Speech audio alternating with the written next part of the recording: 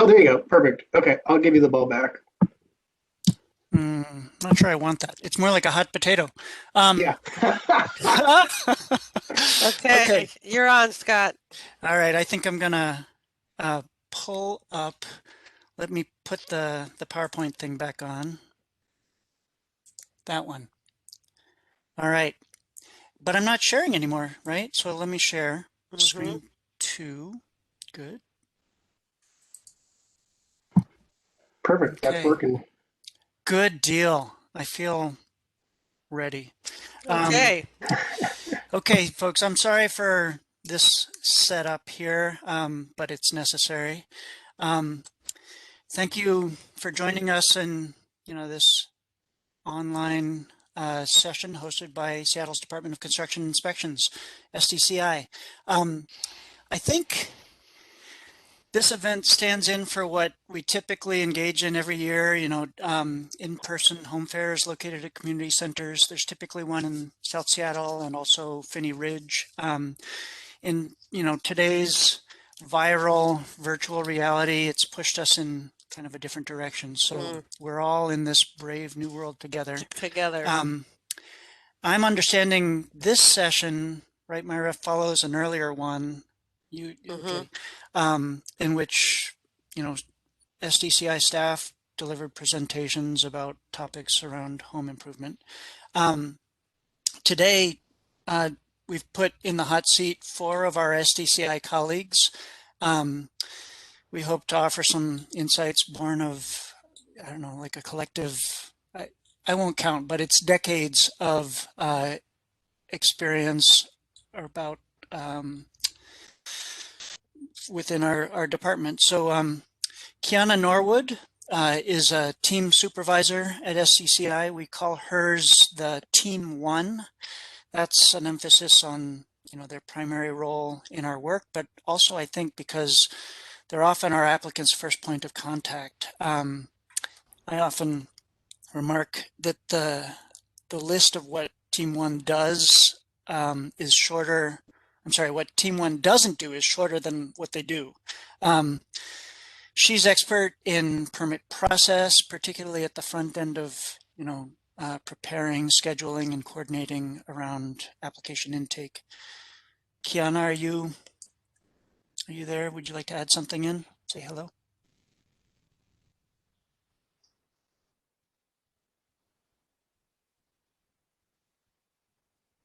It's okay. We'll give her that chance next. Myra Stallworth is also an SDCI supervisor. Her group are also fundamental to our work. They keep straight the sites where development is to happen. So we call them dev sites, development sites. That involves, meticulous attention around site plans and legal descriptions.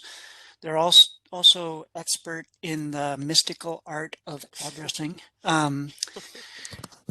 They're heavily focused on the application intake process for master use permits, MUPs, which is an umbrella term for entitlements involving some, discretionary land use review. Myra, is there more? Oh, no. Hello, everyone, and glad that you could join us. And we look forward to having your questions in the chat as we move forward. So, yeah, Mhm, enjoy the session. mhm. I'm doing mic test. Can you guys hear me now? Oh, there we Oh, go. yes. Hi, Okay, there Kiana. we Yes. go. You want to jump in? Okay. Yes. Hi, Kiana Norwood again. As Scott explained, we're Team One. We're the first stop for the preliminary application, and we also administer the pre-submittal conferences as well. And so any questions pertaining to your permit applications and or pre-subs, I will be glad to assist you. Good. Um, okay, so in comparison, Maxwell Branham is a relatively new addition to our team, but over years he's still gained experience in a range of the work. Right now, he specializes in permits, so aptly his title is permit specialist. He's also he's just really good at helping folks to assemble their permit documents, particularly in single-family zones. When we open up our Applicant Services Center again. He's the guy who, it's the smiling face, who will help you screen your application for completeness, answer any questions about residential construction, especially around single-family homes. And, testament to his versatility, we tapped him yesterday afternoon to fill this role. Our coworker Eric got an unexpected invitation to visit or to coach his son's hockey game. So we're rooting for them. We're also really thankful that Maxwell has so graciously stepped up to this. Maxwell? It's my pleasure to be here, Scott, and I kind of just look forward to helping people from, in contrast to Kiana and Myra, the permit process from intake to issuance is kind of where my expertise lies, how permits get routed through there. Good deal. Okay, and since Eric, who isn't here today, has his priorities straight, I now get to expand my horizons to facilitate the event. Like all of us, I've participated in countless online meetings, but somehow I've rarely been the guy to coordinate it. So if there are any technical snafus today, you'll know who's responsible. My name is Scott Ringgold. I am no web expert, but I do get to supervise a team of land use planners focused primarily on zonings, on Seattle zoning standards. We contend with Seattle's Title 23, which is also known as the zoning code. So mostly I get to specialize in affirming, yes, your idea appears to meet code, or alternatively, no, I'm here to, I don't know, drown your dreams. Let's hope guide not. them in the right direction. You guide them in the right direction. No. Today we're trying to be really helpful. So the way that I understand this venue is that we're primarily going to be responding to questions, and your opportunity to ask those questions is primarily in the chat, right? You get to submit questions, and we will work through those and figure out who's best equipped to answer them. I think at our Applicant Services Center, our role is often to look very specifically at, a site and how the code relates to that site and your proposal. I don't think today that we're ready to throw up on the screen in a meeting like this all those specifics. So if there's some way to state your question fairly generically, fairly generally, we'll try our best to answer those. And when we get into something quite specific around a project or its process, I think we're more likely to say, okay, please follow up with us, in this venue. And typically it's the online question and answer service, where we can then delve much more specifically into, certain projects or certain sites. So with that, I think, unless Kiana, Myra, Maxwell, are there other things that I need to raise here? No, we just have our first question in the Yeah, we have chat already. We have two questions in the chat, and I'll do the first one. Q, you want to read the second one? Yes, if Okay. I can see that. Let me scooch up here. So the first question, Scott, is very high level question, but if you could very, very quickly speak through the general process from start to finish about submitting a construction and a land use permit. Thank you. Brief answer, okay. Okay, so I'm going to draw on the facilitator's privilege here to say, we said construction and land use process. Now, that pretty much covers everything we do. So let's... It starts with Q. It starts with me. It really starts. So Q, yeah, you start the process, and then I can talk a little bit about land use, and maybe Maxwell can talk a little bit about construction. I don't know. Okay. I think I'd like to try to keep this to, let's say, smaller projects. So let's talk about applying for an addition to a single family home, right? Okay. And in that, I kind of think maybe Kiana could step up first, and then Maxwell might fill in. Sounds good. Yeah. So we start off with the preliminary application.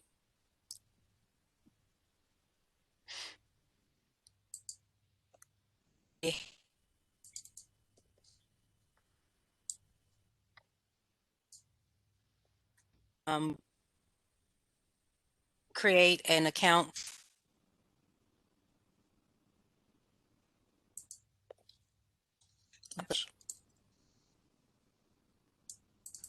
and just answer the questions throughout the application. You got me?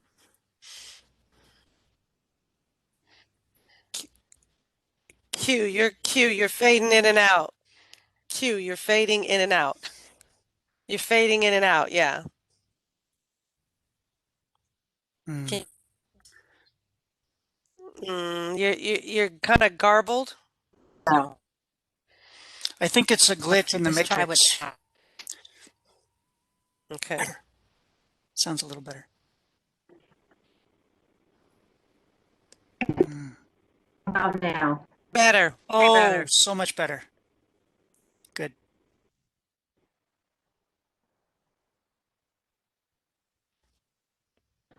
Yes. No? I'm not sure. A little bit. Give Is it a that try. better? Okay. Let's keep So going. to start off, you already have a portal account. You will start with the self-services portal and create an account. Good. You can hear me? And then after the self-services portal, you create your account. You give us a description of work in the application, and then you'll receive you'll see a series of questions that you will be asked and pertaining to your project. Then the second half of that will be a site plan, which will be required, and we have tip 103 that will give you site plan requirements. And our team, this team one will review the site plan and the application and make questions and answer according to the description. Depending on the information in the site plans, we sometimes have to transfer over to the addressing team to create a dev site assignment. Were you guys able to hear that clearly? Yes, quite well. Yes. Was that answering your question? Yeah, I think Q, once they go through the portal, then they get a project number, right? A record number, which then they can submit their project through the portal with their project number, right? Yes, and that's Correct. after they meet. That's after they meet all the requirements. For smaller projects generated right away. If your project requires a site visit, you will have to have a pre-application site visit. We would assess the fee. Once the fee is paid, the site visit is scheduled within 1 or 2 days, and then it will go through the PAR process, which takes up to 10 business days to receive a preliminary assessment report or a pre-application site visit report. And then once that report is generated, then the system will generate you a record number. And after that record number, that's when you will submit for your intake appointment. Good. And that's kind of where my role in this process would come in, where after you have that record number and you submit for intake, that's going to be your plan set, your statement of financial responsibility. You can submit your contractor information to the contractor amendment early there too. You also need to schedule an intake appointment for your project.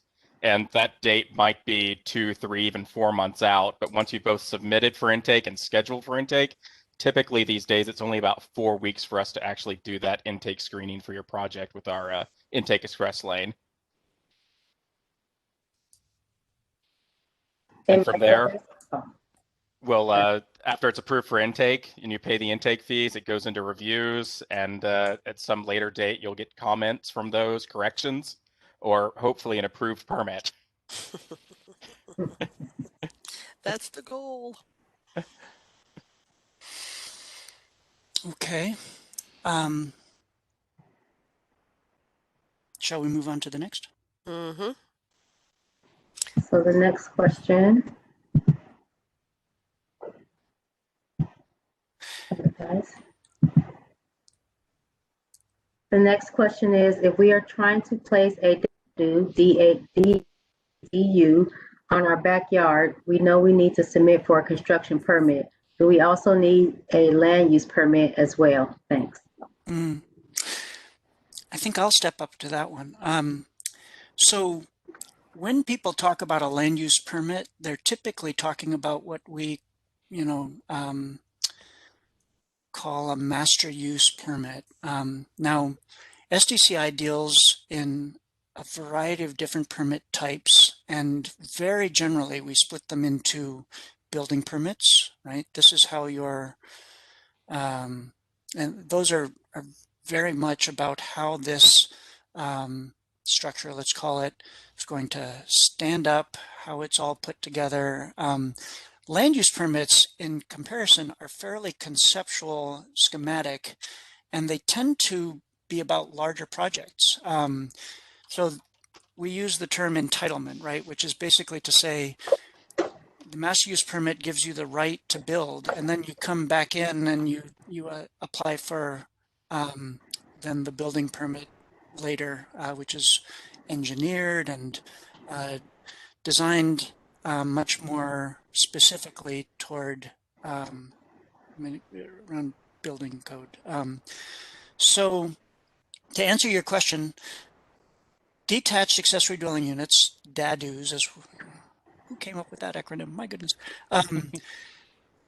These are typically something where you would come in and apply straight up for the building permit with no discretionary review. There are very limited circumstances where you might come into us, say, for a variance, right? Where you're somehow needing to request that we modify a standard consideration of a very sort of unusual condition on your site. And we would then go through a discretionary review, which involves, notice and appeal even. But that's very unusual. And so for something of the scope of a detached accessory dwelling unit, typically you're just looking at a building permit.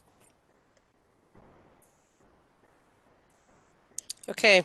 So we're going to go to our next question.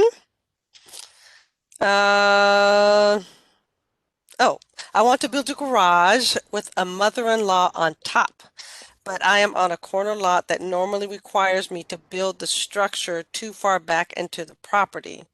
Is it possible to get a variance for building the structure so that it's lined up with my house? That's, yeah.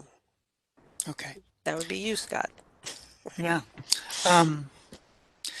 So without, again, delving too deeply into specifics of site or project, you've identified something where you've done some homework, you figured out, where the code would typically want your detached accessory dwelling unit to be located. You've mentioned that there's also a garage in this. Now, I can point you to code, which sounds like you may have had a chance to check in on. And that, I'm assuming, is a single family zone. So our Seattle Municipal Code SMC 23.44. Now, if for some reason you can't or aren't comfortably able to meet those standards, then, ostensibly a variance might be where you want to look, but there are 5 criteria associated with variances, and in order to achieve a variance, you need to meet all 5 criteria, not just, the preponderance. And so you can look, Google is a great friend with SDCI's website. You look for Seattle tip 210, right, is a client tip around applying for variances. There is cost associated with that. There's time, there's some expertise, but then there's also uncertainty, right? And so by embarking on a variance process, you're basically taking on a level of uncertainty that, I mean, very often, given more specifics, I caution people to look for ways to design within the constraints of the code. I know that, designers contend with many constraints, and one of them is, where the zoning code leads you. So in general, I suggest that you're much better off just applying straight up for that building permit. But if you were to apply for a variance, that would be a discretionary review, and it would involve, typically 6 to 8 months of schematic review, where we just get to some agreement about whether it's possible to modify the standard in your case.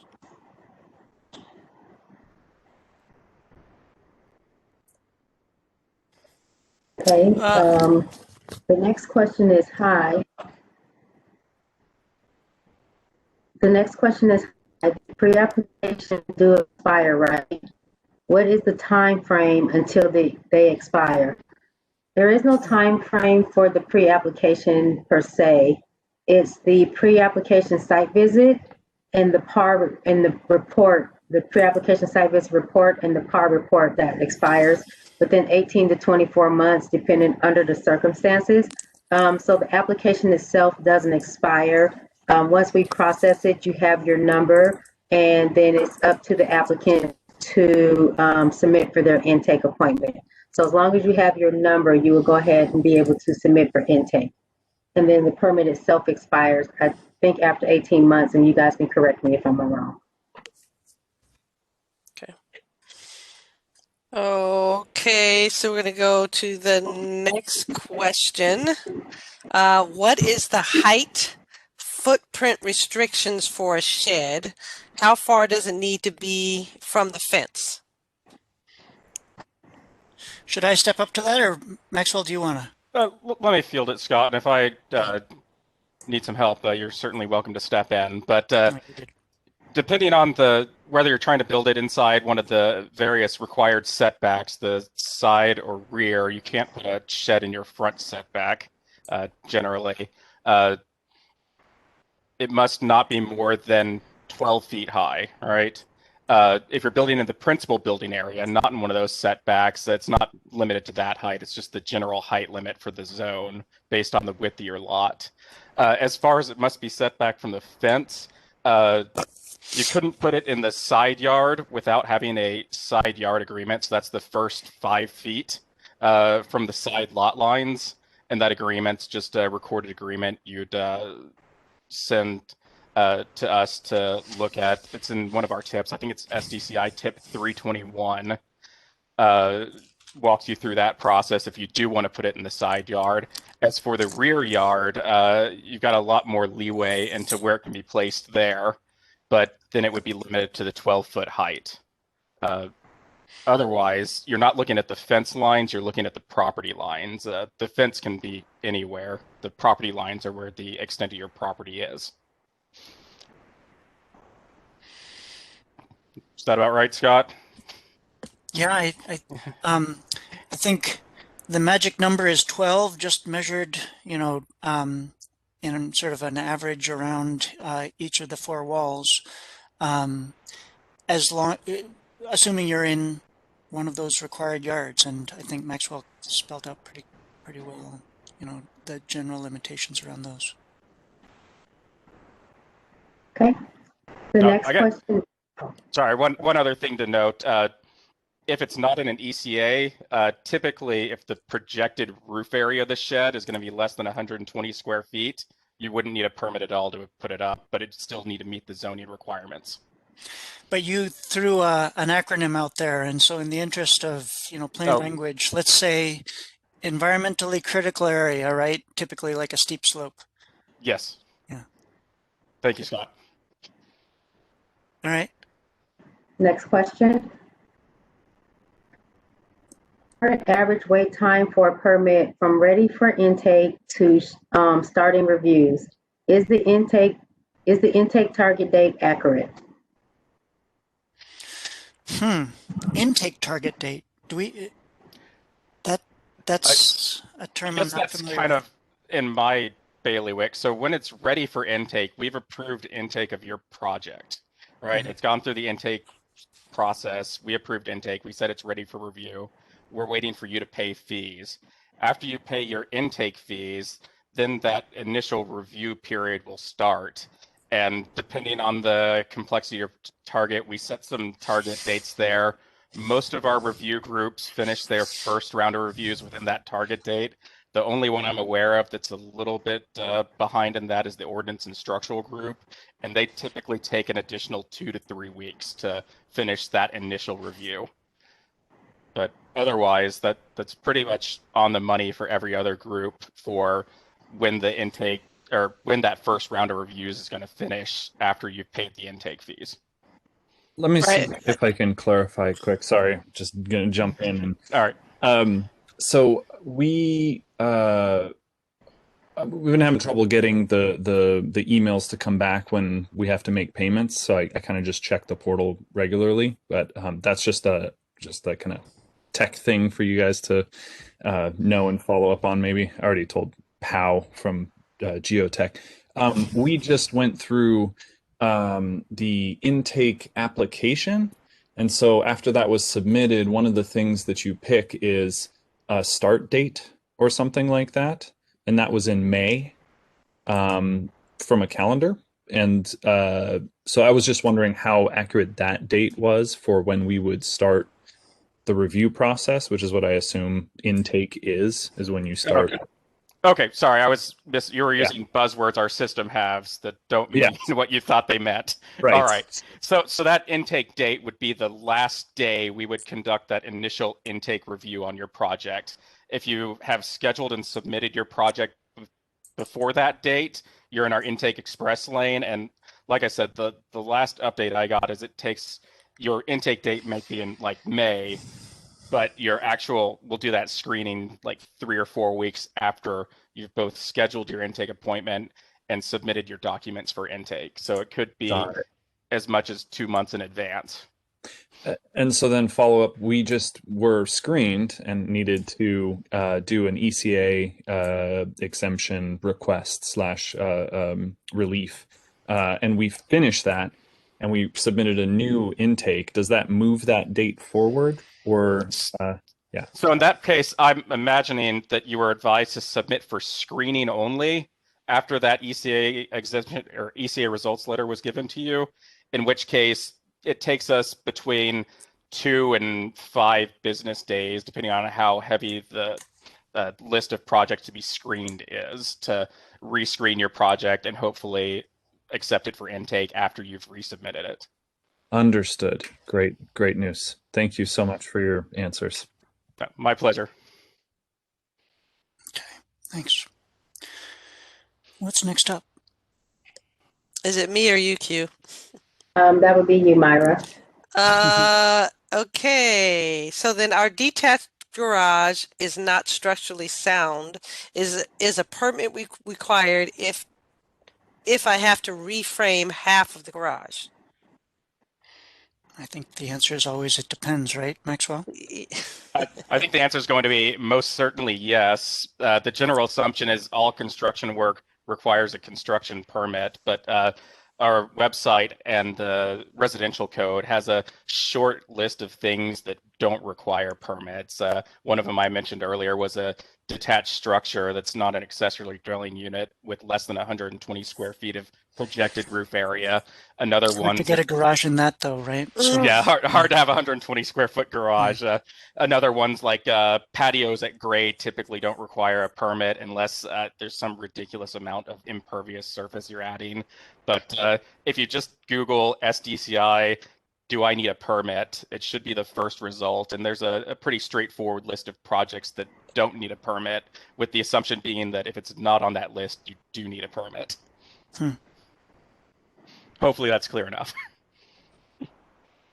The website, let me just say, it's chock full of stuff, and some people make a practice of delving in and figuring out, where things are located. But I find, and maybe Maxwell, you too, is that Google is our great resource around that, where you can just basically ask for what you need and just put Seattle in there, and typically it'll take you there. Yeah, it's always in the top 5 results in my experience if I have any question.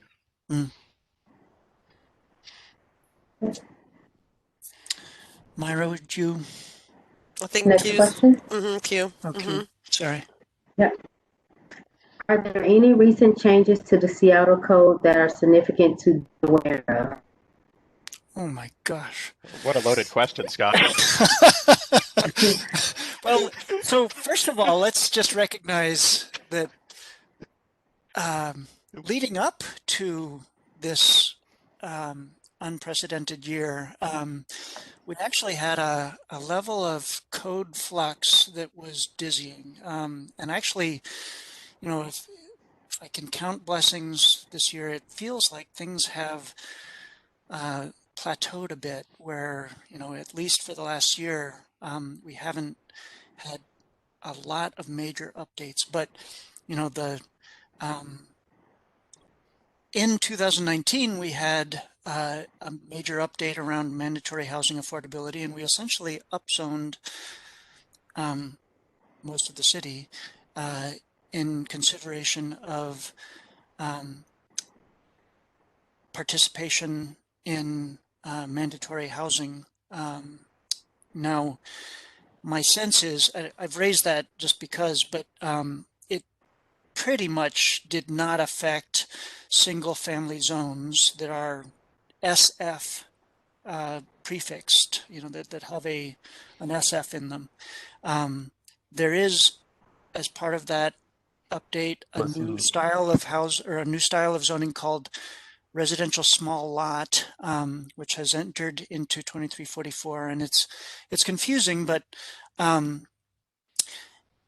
that did upzone large portions of the city. And if you find yourself in an RSL zone, it's worth figuring out, the change that has happened as a result. There was also, I think, pretty substantial updates around accessory dwelling units. Now, just speaking very generally, you can have a slightly larger detached accessory dwelling unit than you were allowed to before. You can even potentially have 2, an attached and a detached dwelling unit in single family zones. So yes, there have been a lot of changes, but in terms of what's coming, thankfully, it feels like it has slowed down a little bit. And from our standpoint as reviewers, we prefer to have some stasis around this, where we're able to review codes that are the same codes we reviewed in the last several months. Well, there's one caveat to all that, though, Scott. Okay, we good. are adopting the 2018 building code and residential code in the next few months. Yes. Now, can you speak to that? I am not familiar with the changes in any of that. I'm sorry. I don't review building code or residential code. Yeah.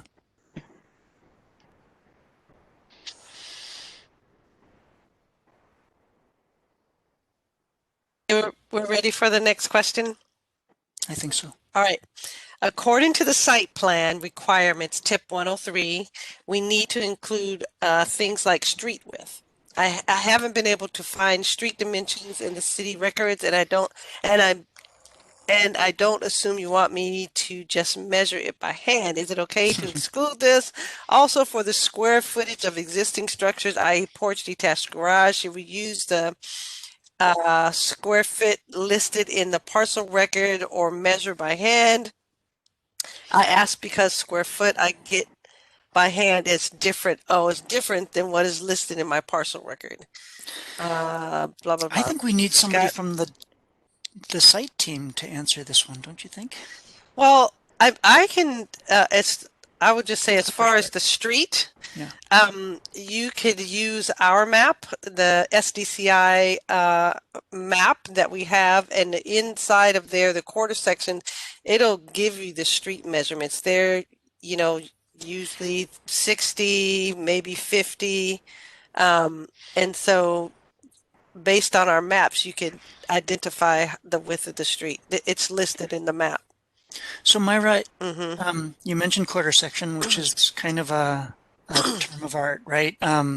Basically, there's a map, a layer that Mm-hmm. provides the original platting dimensions around how sites were made when Mm-hmm. whites moved into, or settlers moved into Seattle and started to allocate where the property lines are, right? Right, right. But that quarter section map is a trove. Is it something, it's in the public facing GIS as well? I am going there now to see if I can pull it up, okay? I am because I know let's see.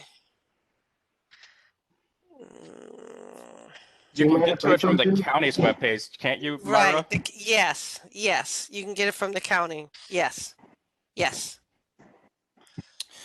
So in terms of the dimensions, right? The street dimensions, yes, you Are can you wanting to share a screen or? no.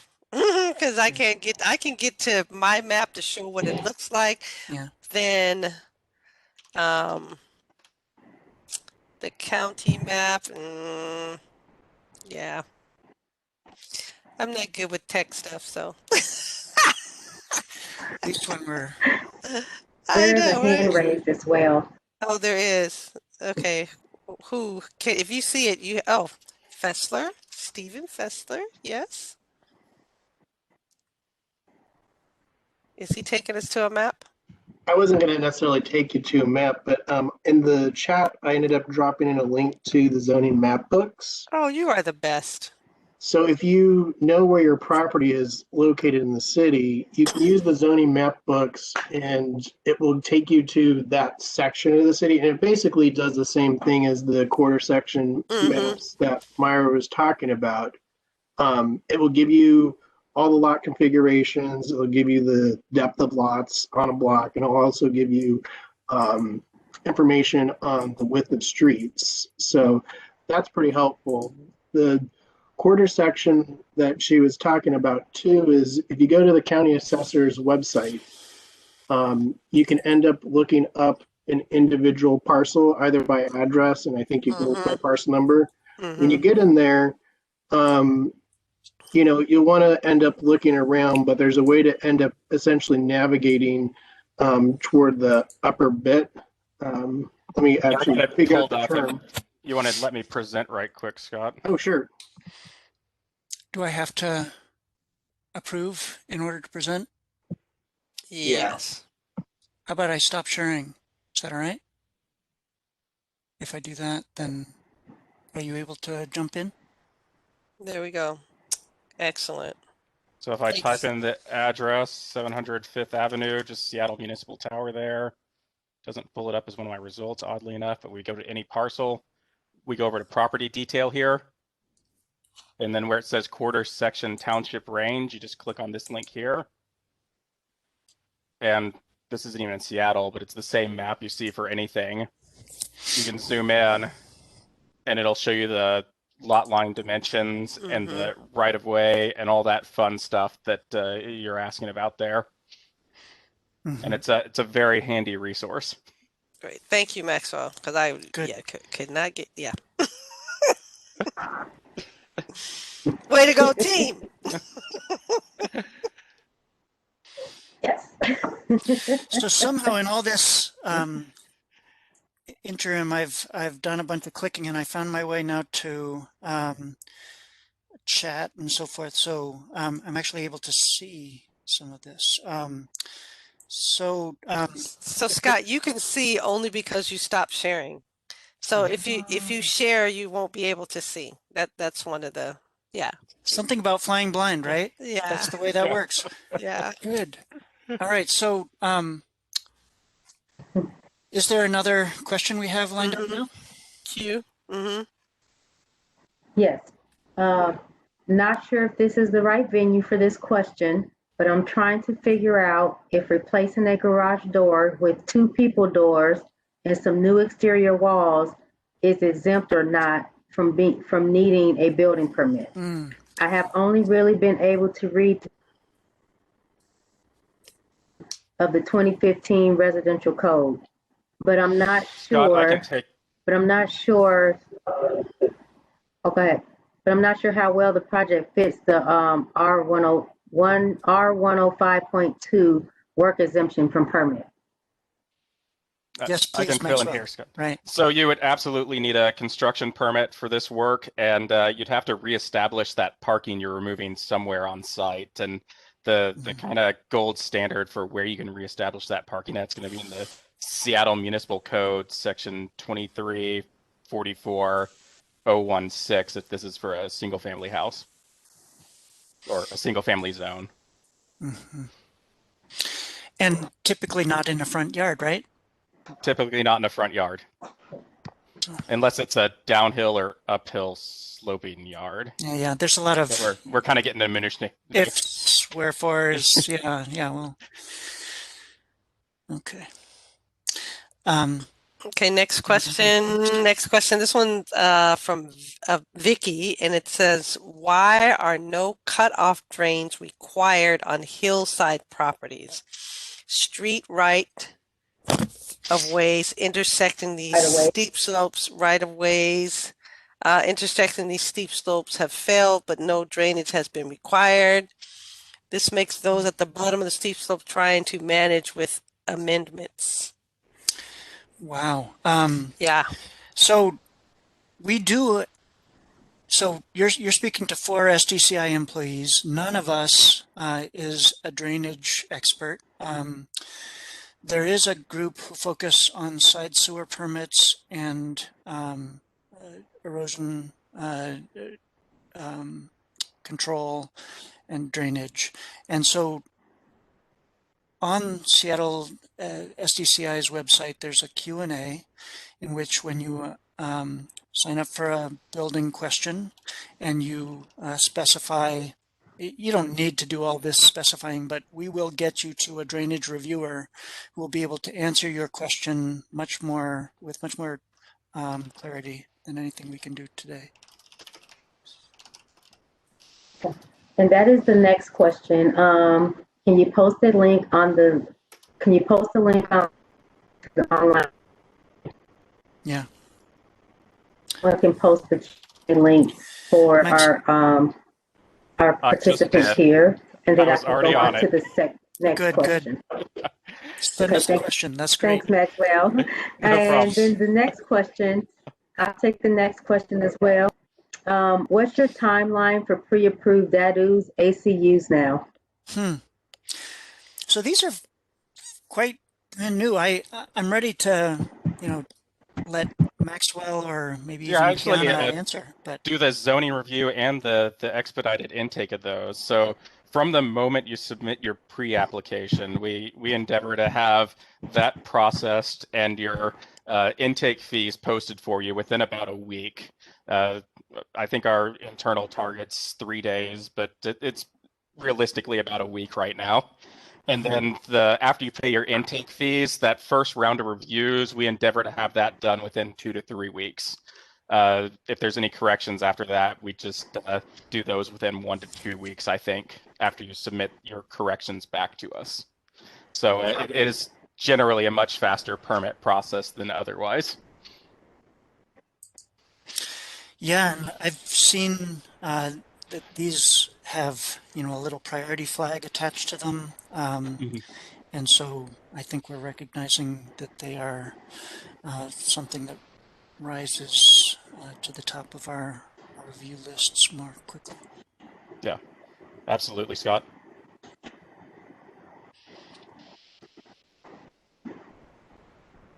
unmute. Okay, so the next question,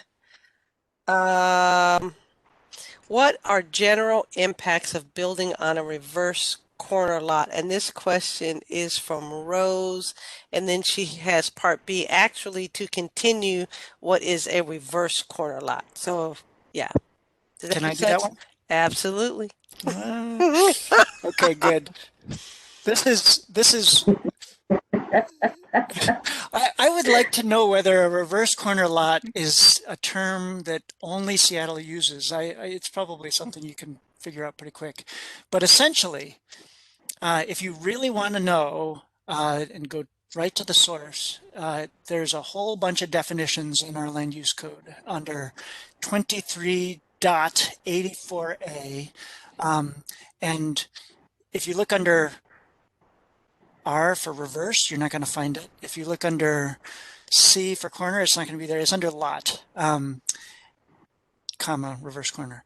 And the gist of it is that, okay, if you imagine a typical square rectangular city block, along one of the street frontages, you have a bunch of folks fronting it.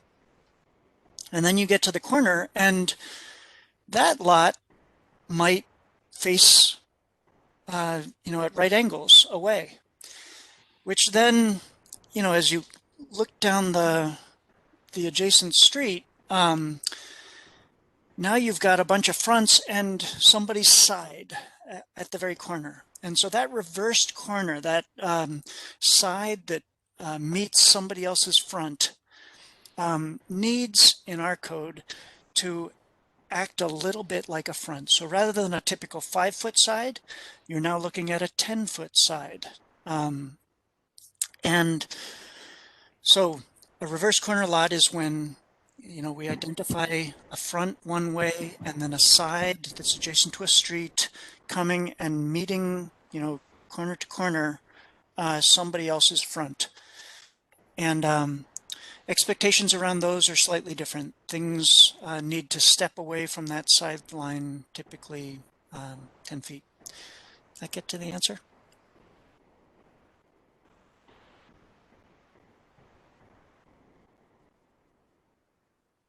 Can I ask an additional part to that? Yes.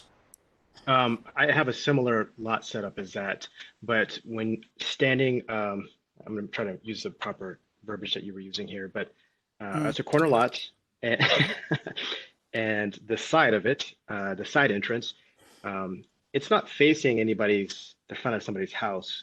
I mean, apart from the street cutting in the middle, you would think it was really just two properties, the street kind of, I've had a difficult time explaining this. I wish I could draw it out, but basically my side entrance is not facing somebody's front yard. There's a driveway, but there isn't it's their side driveway. If that makes sense. It probably makes tons of sense. I'm having a hard time visualizing, but here, this is probably a bad idea, but here I go. So I have a block, right? Square, in which you have a corner, right? With a front that goes out this way with a street and a street, right? And then these folks now have a front that faces the same way as this side, right? And so the 10-foot provision relates to that street side. And, if you have, a basic question around, do I live in a reverse corner lot? That if you give us an address and a question in our Q&A, we should be able to answer that pretty quick.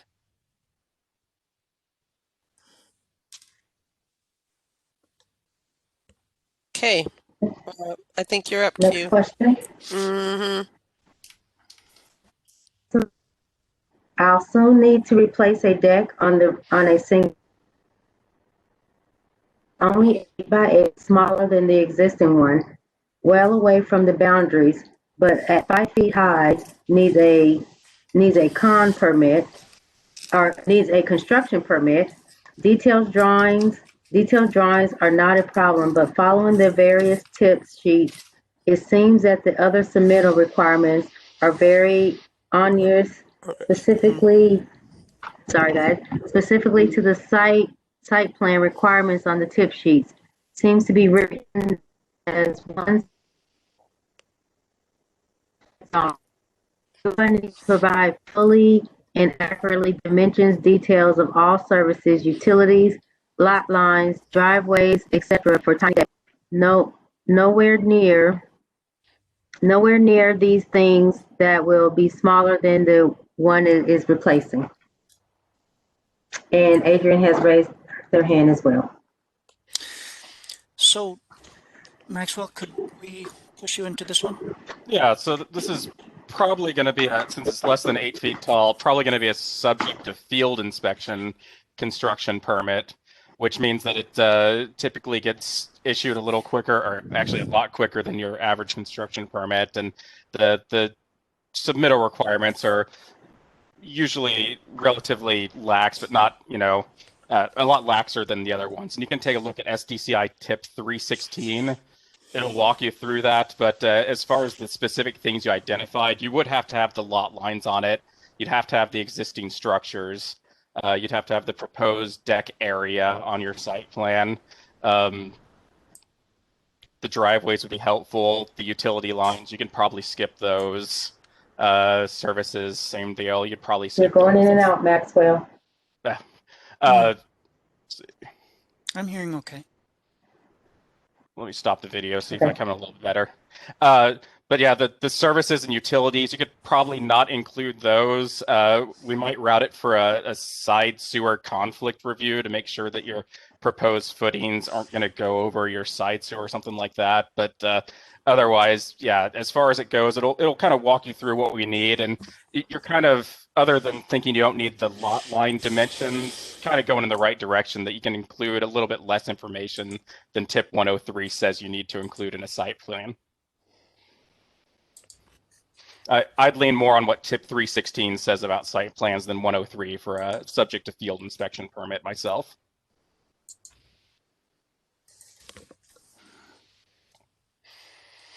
Okay, so our next question, can you talk about greenhouses? I saw on a deck the other day, I saw one on a deck that looked good. What about on a flat roof, lightweight, under 200 square feet, similar to a shed? So greenhouses. Maxwell, I'm going to rely on you again. Hold on, I'm typing a little message to Adrian with some more information. Mm-hmm.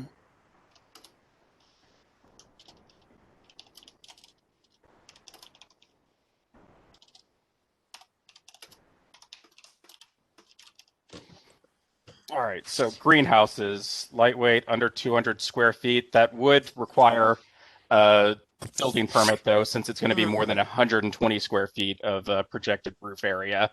It's got to be under 12 feet if it's going to be in one of the required yards from the average grade. But I mean, otherwise, it's a accessory or detached, an accessory. Oh, what is the word here? I'm drawing a blank, Scott.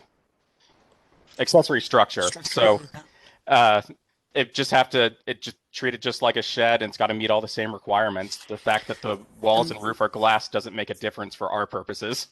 And the notion of putting it on a roof beyond, I mean, my goodness, this morning I'd worry that you want to make sure it's nailed down really well. But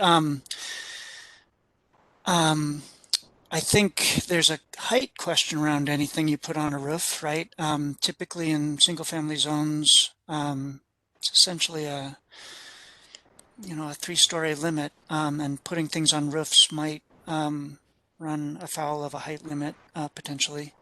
But all these, if you delve into the single-family code, the 23.44, you should sort of see the primary material around what's allowed.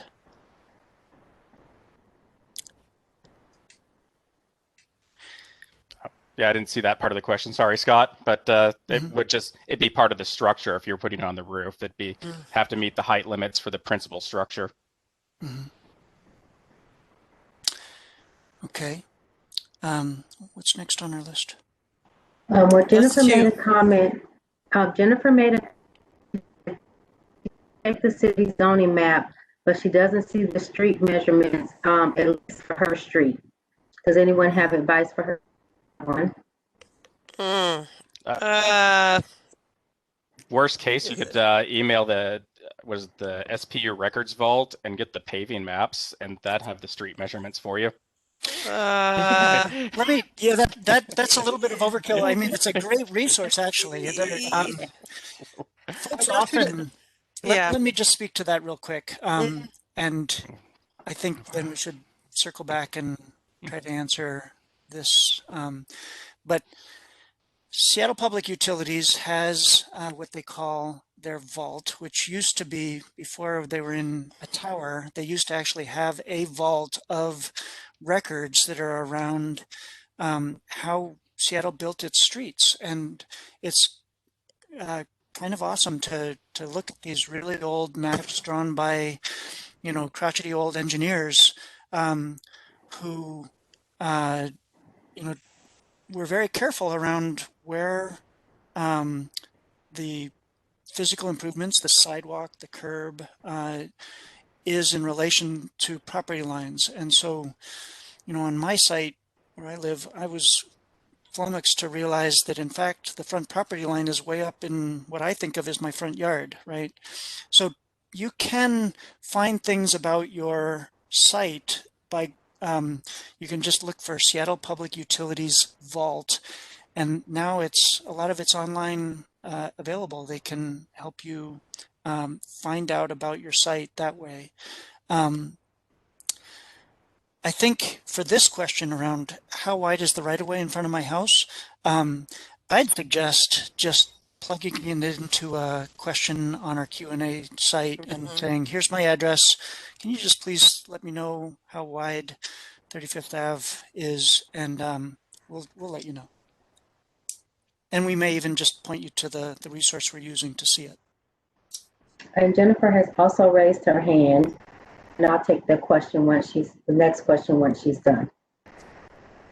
Okay. Thank you, everyone. Can you hear me?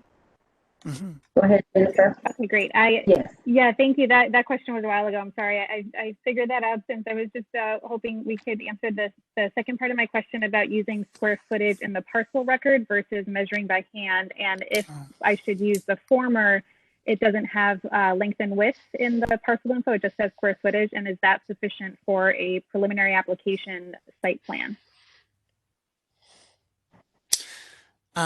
Maxwell, would you like me to step up here? Yeah, go ahead, Scott. So I'm assuming you're talking about the data that you pull from the county assessor, right? King County has a lot of information about real property because they tax it, right? And so there's a lot of sort of on the ground information that they collect, maybe from, even hand-drawn sketches that folks have developed over time. And, those are good rules or good sort of general sources of information around what exists on a site. But SDCI routinely recognizes more precise measurements that either the homeowner provides or sometimes a surveyor. And if you're talking about, existing structures and how big they are, a site plan or floor plans will typically be more precise than the county can manage to be. And we'll defer to those typically. Did I get that right, Maxwell? Okay. Great, thank you. If we're ready for the next one. If a structure like cabin slope It's not on a parcel map. Does that mean it's illegal? I feel like this is mine too. Is that all right? Yeah, Scott, it's all you. Yeah. All right. Let's delve into terms. So there there is a body of rules that we call our zoning code, say, and as we mentioned earlier, those tend to change over time, and so we use for convenience, really. Let's just recognize that Seattle has had zoning since about the 20s. But for our purposes, we say that there is sort of a beginning day, a 0 day in, I think it's July 24th of 1957, right? Which is basically to say that anything built before that day very likely doesn't meet today's code in some way, shape, or form. And so if the thing predates our code and it doesn't meet today's code, then we have a long term for it. It's non-conforming, right? If it meets the code, then it conforms. If it doesn't meet it, then okay. Non-conforming is a term that we use for things that either predate or that somehow got a permit for what they are, and that don't meet the current code. So that's maybe it's a synonym for illegal, but it's not comfortable that. So if the thing that you're describing, this cabin, right, is not showing up in our online mapping, that doesn't tell me necessarily that it doesn't have a permit. For that, when our Applicant Services Center opens up again, you can go to our microfilm records, or the different iterations of permit records we've got. You can look it up and see whether there's a permit for it. If there isn't, then typically the date at which that thing showed up will give it some legitimacy. And if there are instances where things show up on a weekend with no permit, and that can be a problem. So typically our inspectors will show up when there's a complaint. And it does sometimes happen that things that are built without a permit, and particularly if they don't meet code, that then creates some dissonance in our review. Did I get to the question? I'll add one thing to that, Scott. Even in advance of our Applicant Services Center reopening, you can always email our microfilm and digital librarians, and I'll put the email address to send your property inquiries to in chat here in a second. And they're pretty awesome. They will step up and do the research. This microfilm record library is pretty incredible. It reminds me of that Star Wars episode where the walls were sort of coming in. The file cabinets that contained volumes and volumes of permits, they move back and forth. And if you're standing in there and somebody's trying to get to the other one, it feels like you got to put some kind of a shaft in there to keep it from closing on you.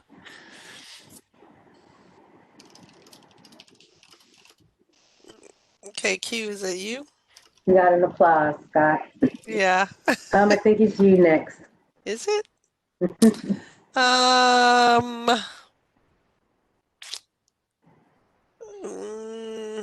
Okay, the cabin. Yep, Yeah. I did the cabin. You did the cabin. Oh, What is required to build on an encroachment? Is a property line change required, or can we demonstrate an agreement with the neighboring property otherwise? Okay. To answer that one well, I need a little bit more specificity. I'm assuming we're talking about, let's just say, a side lot line. And then I'm assuming we're talking about building an addition to a single family home, right?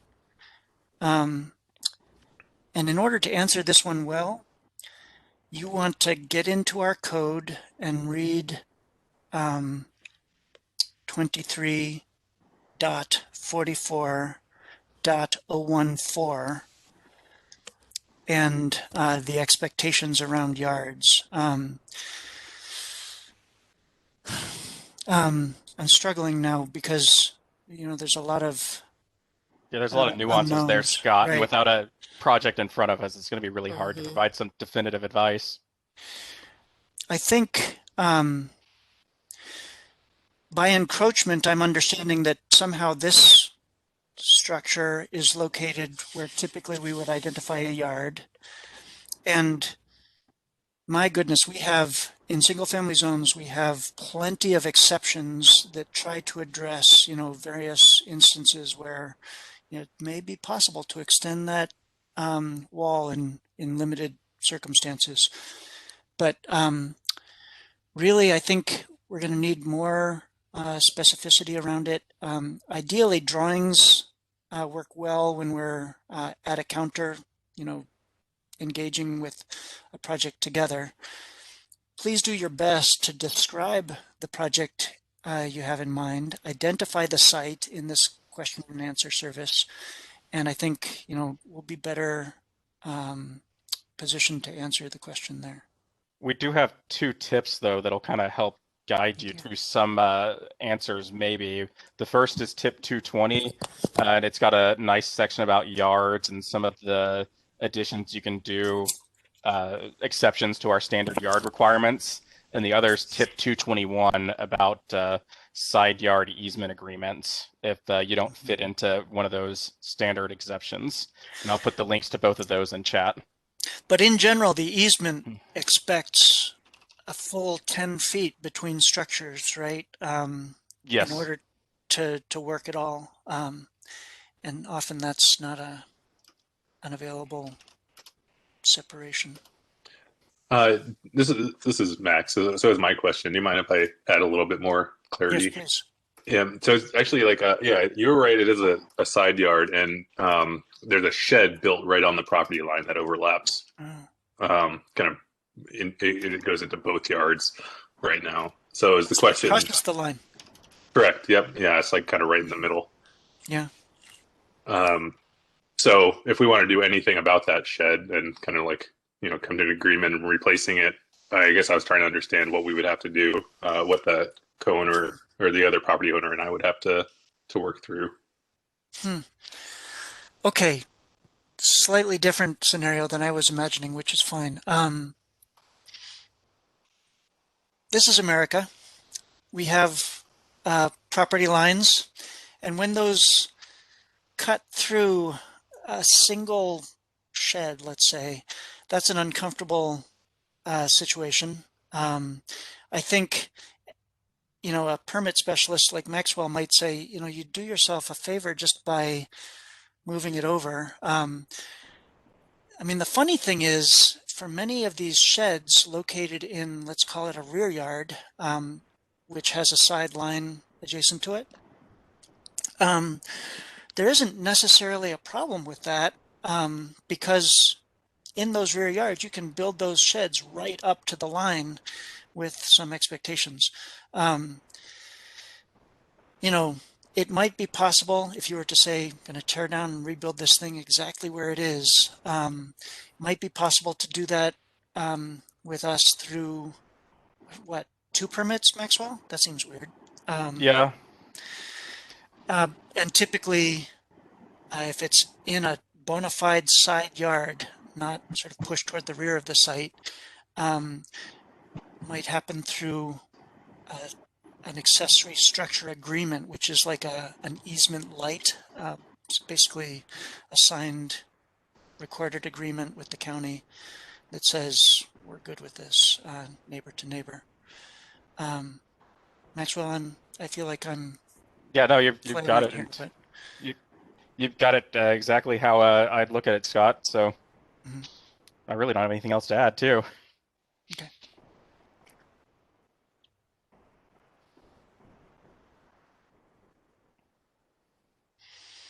What's up from next?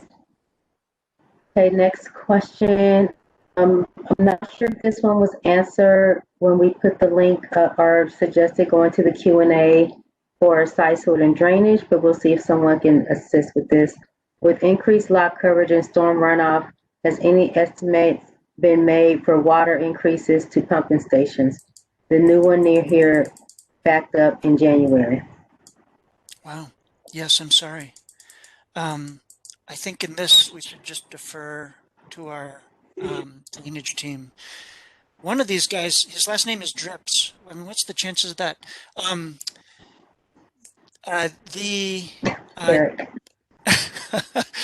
the the drainage team are expert in figuring out where water goes and where it's supposed to go, and whether it needs to be detained. And they deal with green stormwater infrastructure. They deal with all kinds of questions around water on private property moving through that system. So I'd say just rely on those folks.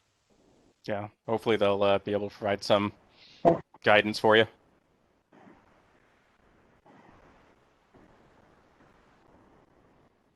All right, next question is from, ready? It's from Paul Martin.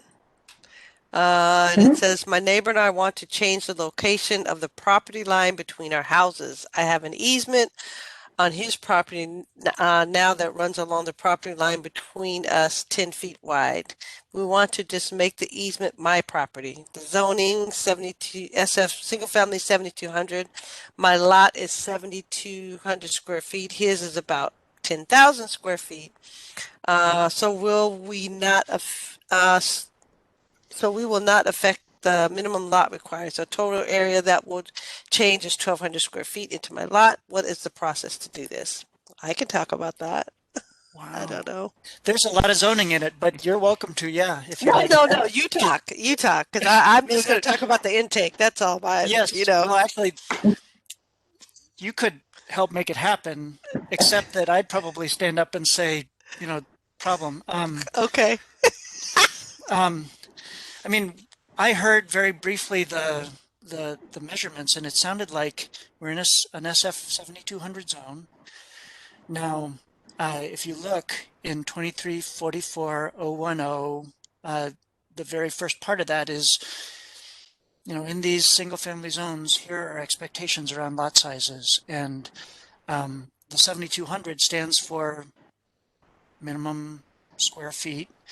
And yes, there are exceptions, but I'm not ready to step up and say any of those apply here until I get a chance to look. But if you're in an SF 7200, if you are looking now to, did I hear buy the neighbor's property? Or So yeah, they want to do a LBA. They want to BA to adjust that easement so it's so they're taking their neighbor's larger piece and smaller to them. Correct. Oh, Correct. Okay. I'm coming around to it eventually. Okay, so in that, then I'm hearing that there's plenty of land that will not necessarily run afoul of a minimum lot size. That's a start. Now, there's plenty of more complexity that we can throw at this. Things like, okay, there's a bunch of other development standards. There's yards we've been talking about. And so you've got to make sure that the new line that you're proposing to draw still respects the expectations. I'm thinking about your neighbor's site, where they are able to their line is so far away from their existing home. Here's something that is brand new this year is around expectations for floor area ratio, right? Their existing home is so big, and if their lot now gets smaller, the relationship between the lot size and the total gross square feet in that structure, we now have to start paying attention to it. You know, it's quite likely that what you're describing is possible, in which case I'll hand you off to Myra and she'll be able to tell you how to do it.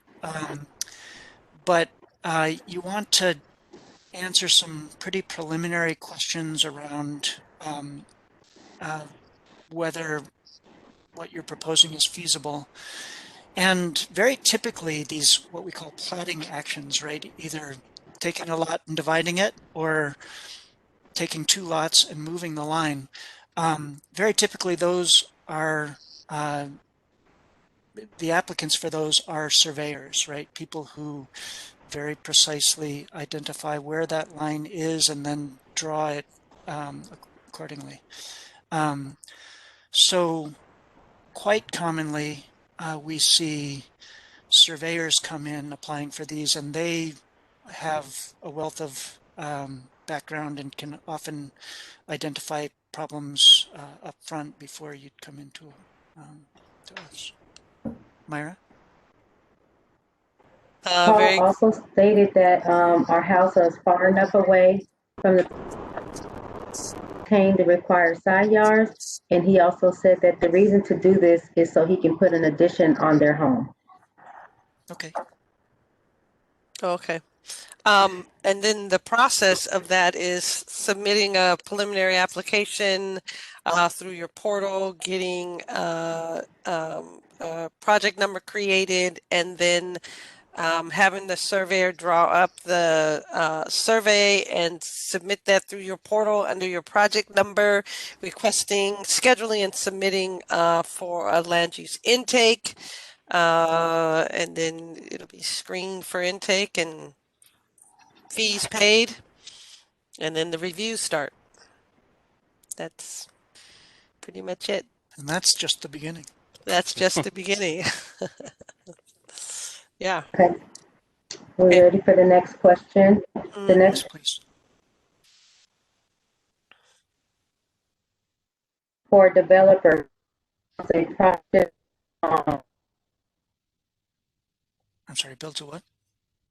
in an approved alley to restore the alley.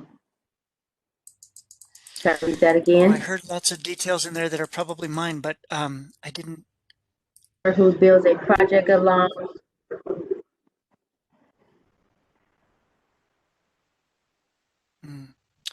I'm trying to.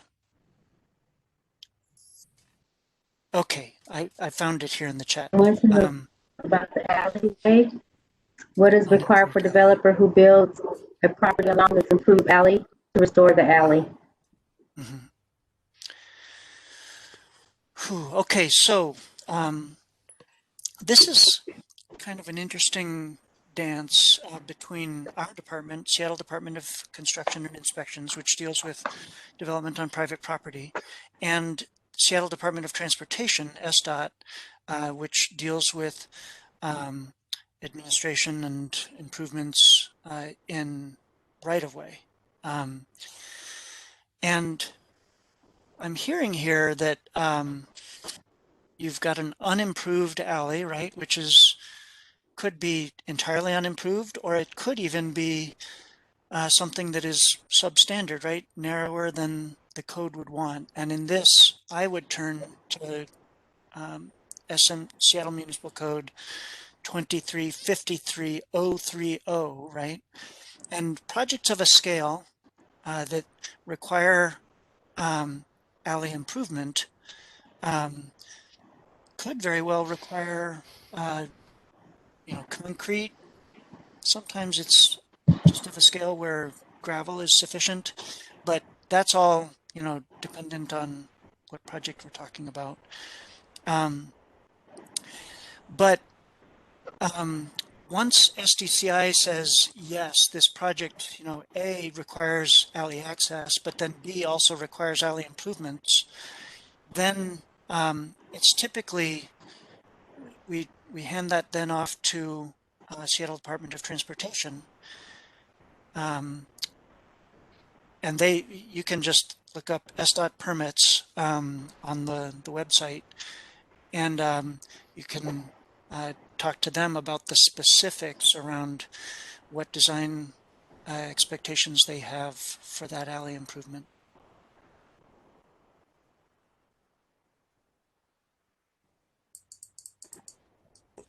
Okay, and I think there was a question, Ming Wang. It says, I'm planning to add an ADU at the property corner with 5 feet setbacks. Do I need a land survey or just staking the corners of the lot? What do you think about this, Maxwell? Are you gonna, or do you want me to? I mean, for a DADU, we don't always require a survey. We'll request a survey if things are unclear from the site plan you've provided when looking at the other information at our disposal. So when you initially submit, you'd probably just be fine not including a survey or paying that extra cost for a survey, in my opinion. Mm-hmm. I think that's entirely valid. The challenge sometimes is that during review or even during construction, sometimes things come up where, let's just say, an inspector says, this doesn't comport, it doesn't fit, and it can be inopportune to have a survey required later in the game where you're basically doing a little bit of a U-turn in order to demonstrate that the site plan that you provided is accurately reflecting what's on the ground. But as Maxwell says, surveys are expensive and we don't always require them. We will often just work with the best information you provide us.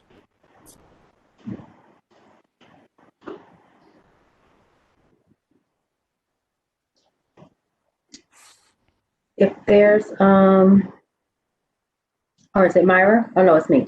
If there's year-long construction projects has damaged most of the length of the alley, what requirements are there for the developer to remediate the damage that's not just adjacent to his? Wow. So in that, I would rely on our inspection group. We routinely, field building complaints. You just research, or you Google Seattle building complaint, and I think you submit it. They may determine that, in fact, this is something that SDOT needs to take a look at. But in any case, we will get folks out there to take a look. I think the basic expectation is that if development breaks, then they fix or replace. In this instance, it sounds like we're not just talking about breaking adjacent to a site, but maybe also the alley farther down. And I would defer to SDOT on that one just to figure out what their expectation is.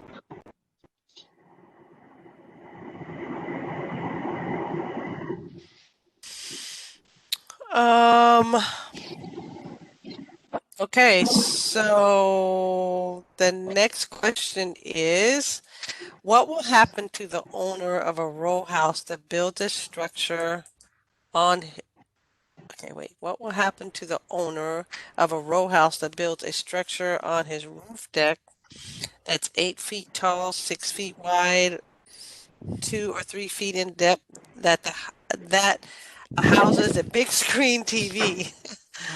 The row house was originally built to maximum height for LR1 zone. Interesting question. I would ask that question of the building complaint group to say, you know, this is there, here's where it is. Would you please go take a look and see whether it needs a permit?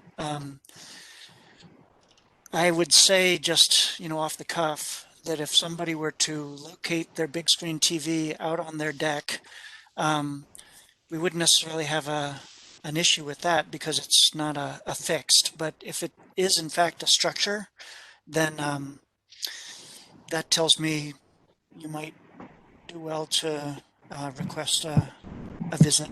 And if it's on the deck, then they could probably have an opinion about it just from the street. And let me just say the typical pattern there is that the inspector then identifies the owner and says either, you know, remove or come on in and get a permit for that. And we then have the complicated discussion with the owner around something that they've already built. Somebody's wrestling with their mouse. Oh, sorry, that was me typing. Code compliance can also be by phone at 206-684-8850. And you can also reach them through our website's Q&A to for your, if you want to call them and file that complaint. Okay. And then the next question is, my next lot neighbor applied for a permit to repair their retaining wall so it doesn't fall on our house. The permit number 003755-20PA.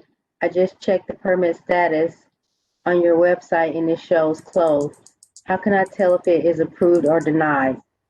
If the permit, if for that PA, that means that PA is closed because it was processed. And the PA is preliminary application? Preliminary application, yes, thank you, Scott. And the your neighbor received their record number, their construction number.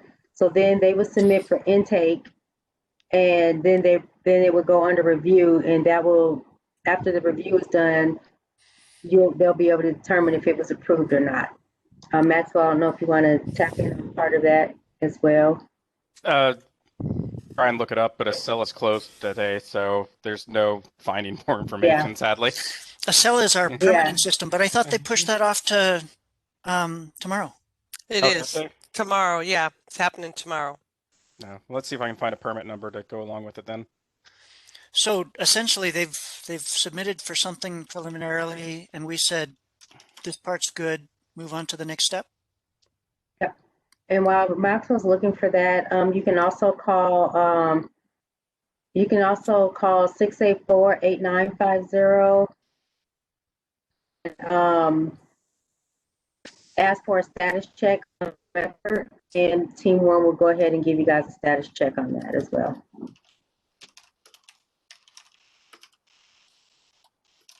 So do we want to go to the next question while Maxwell is looking that up? Yes, please. Okay. So the next question is from Kevin Wynn.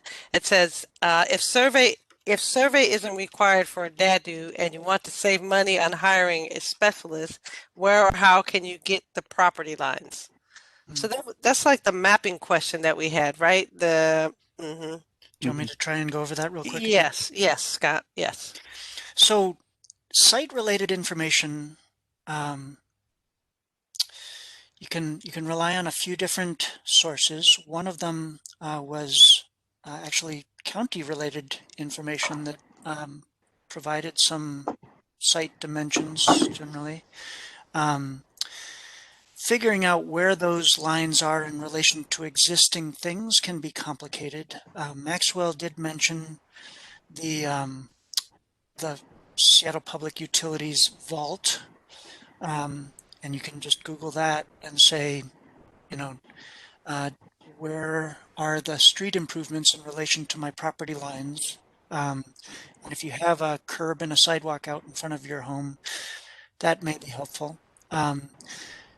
Sometimes, in order to get it right, you can ask a surveyor to come, and rather than give you a complete survey, you can just say, I really just want to know where, you know, these couple of lines are on the ground.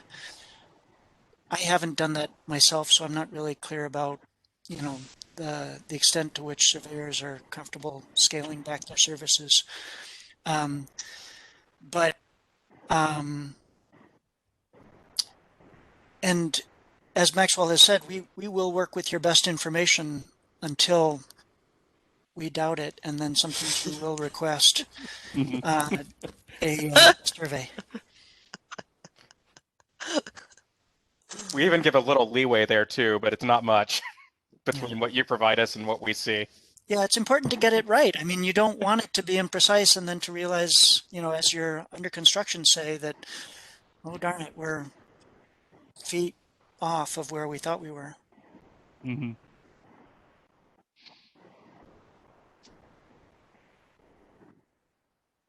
So we don't, that was the end of the Q&A. We're at the end of it. Mm-hmm. Shall we move on to happy hour?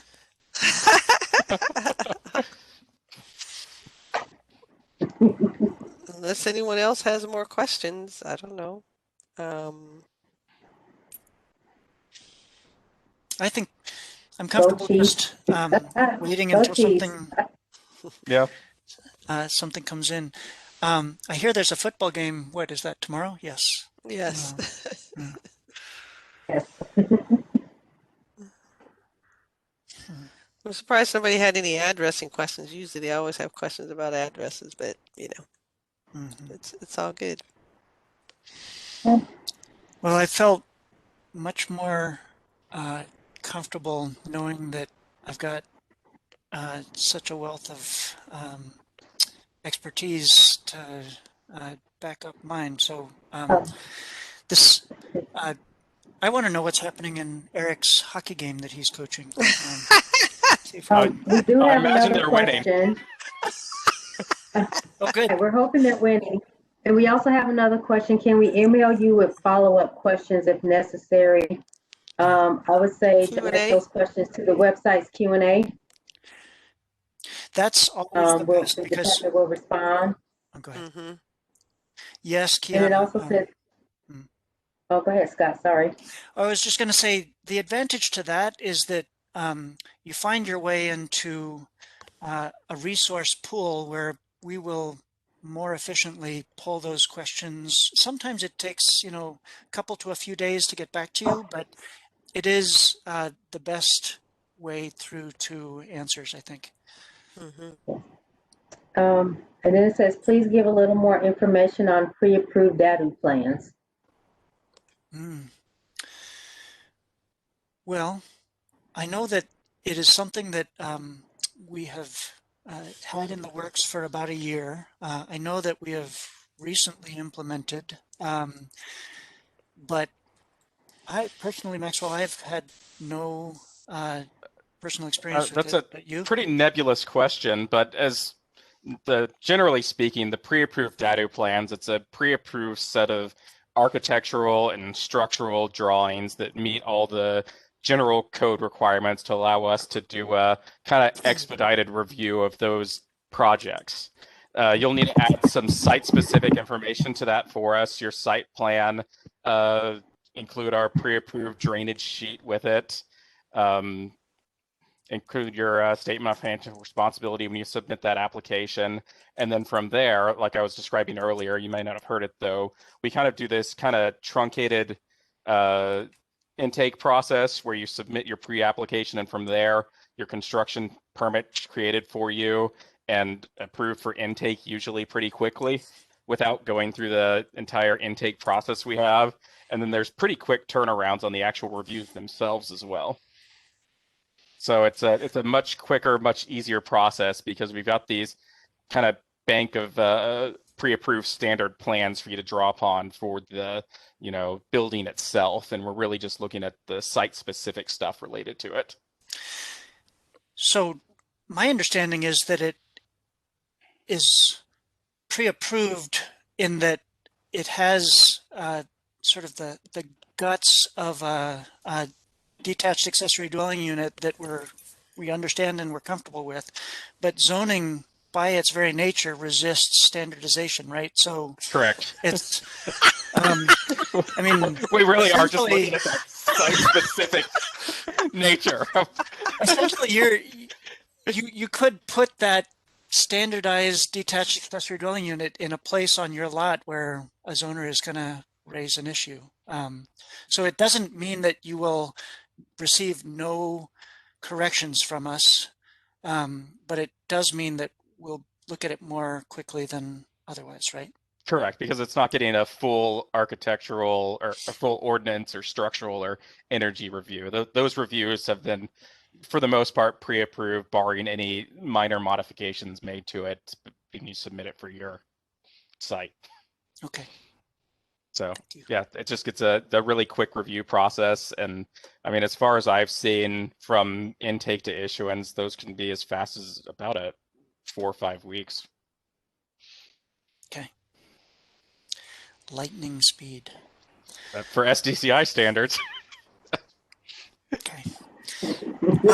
I will say, just maybe in the interest of wrapping up, I will say I have been just mightily impressed by how everybody has pulled together in this department around this bizarre year and figuring out ways to continue to get the work done. And, you know, applications continue to come in, and we're thankful for those. And we recognize that, you know, it's harder sometimes to connect with us. I think this effort today goes part of the way toward, you know, providing the information resources. The website is a wealth, and there are people behind the website who are standing by to answer your questions. So please take advantage of that resource. And in the meantime, we look forward to working with you in your applications. You're welcome. Sir. Thank you, folks. Thank you very much. Thank you, guys. All right. I'm going to turn off the recording. I think we continue until 3 o'clock. job, team. Scott. I don't We know. did it. Oh, are you? Yeah, we're we're on. Let's just stick around here. Yeah, we're on until 3, so we just stick around until 3 o'clock and then sign Maybe out. we'll get a late comer. My Yeah, goodness. who knows? All right, I might need to go refill my refreshment. This is ice water. Yeah, it's all good. All right, well, let's cancel that then. Yeah, cancel that. Yeah, I think we're supposed to stay on at least until 2:55. In the off chance that there are going to be stragglers coming in Make for... sure, just in case any follow-up questions or any. Right. Mm-hmm. I'm reading that Kevin's going off to get a beer. That's not bad. Look at that.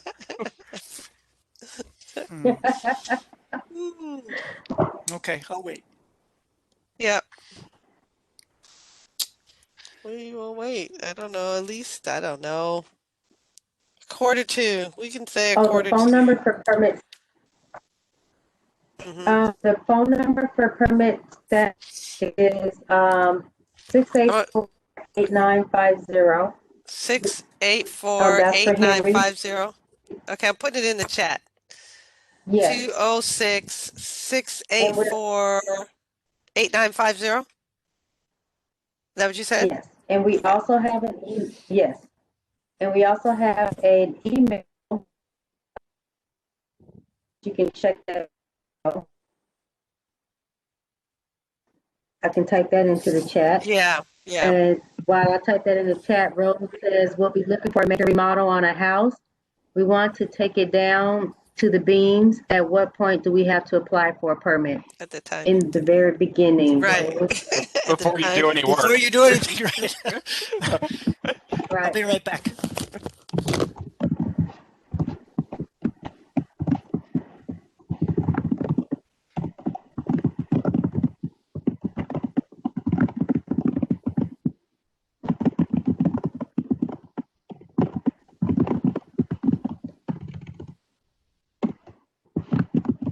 Yes. Rose follows up with, so we have to apply before we take down. kitchen cabinets and drywall? And the answer, Rose, is absolutely Yeah. yes.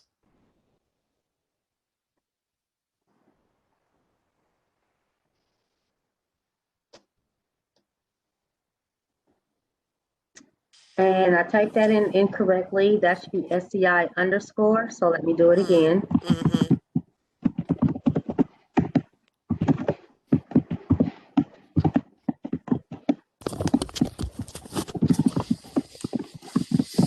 Did I miss anything good? Just a typo.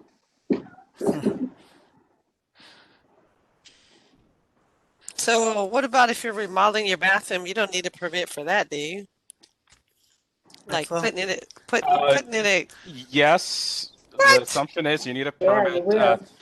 You might not if the value of work is less than $6,000 and it fits the residential code exemption from a permit that way. But otherwise, yeah, to remodel a bathroom, need a permit. Mm, And then you want to check with King County Public Health to make sure you're not doing any work pertaining to a plumbing permit.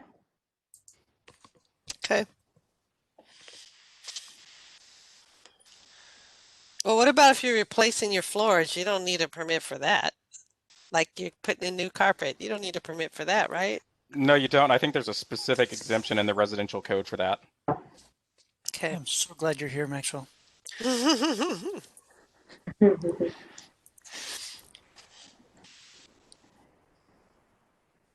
Trying to do some work, Myra?